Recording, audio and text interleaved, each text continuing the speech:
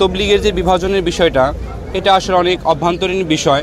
তো ওলামায়ে কেরাম যে ব্যাপারে ফায়সালা করতেছেন, এটাই উত্তম ফায়সালা। তো এখান থেকে আমাদের উদাত্ত আহ্বান থাকবে সমস্ত মত পার্থক্য ভুলে যে ওলামায়ে কেরামের উদাত্ত আহ্বানে আমরা যেন সকলে সাড়া দেই এবং আগের মতো যে আগে তবলিগের কাজে হয়ে চলতো সেভাবেই চলুক, এটা আমাদের আহ্বান। এবং আমরা বিশ্ববাসীকে এখান থেকে উম্মার হেদায়েতের জন্য দোয়া করি যে সমস্ত মানুষ আল্লাহর সাথে সম্পর্ক হয়ে যাক, দুনিয়াবী মুক্তি হোক এবং পরকালীন সফলতা মানুষের হাসিল হোক, এইটাই আমাদের এই ইজতেমা থেকে আমাদের চাওয়া।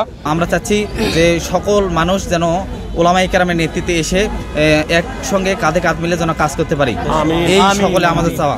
এই ইজতেমায় আসার জন্য আমরা আল্লাহ মেজদের সামনে মহাব্বত করি, এই কারণে আল্লাহ আমাকে মাফ করে দেবে। আল্লাহ তাআলা যেন আমাদেরকে গুনাহ মাফ করে দেয় এবং প্রত্যেকটি দেশের জন্য শান্তি বয়ে আনে।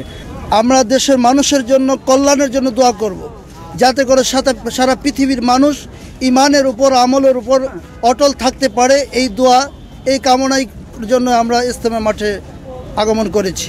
যারা এই দেশে সুন্দর করে চালাইতে পারবো, তারা এই দেশে চালানির তৌফিক দেব, এই দোয়া আশা করি।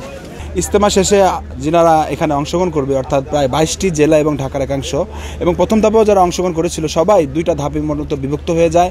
একটি ধাপ বা একটি অংশ যারা এখান থেকে চিল্লা 3 চিল্লার জন্য আল্লাহ পাকের রাস্তায় বের হচ্ছেন, ইনারা ওনাদের গন্তব্যস্থানে যাবেন। আরেকটি অংশ নিজ নিজ এলাকায় যাবেন এই নিয়তে ইনশাআল্লাহ, যে ওনারা মুর্শিদাবাদের মেহনত, মসজিদের পাঁচ কাজ এবং অন্যান্য আমানের সাথে নিজেকে জুড়ায় রাখবেন এই ফিকির নিয়ে।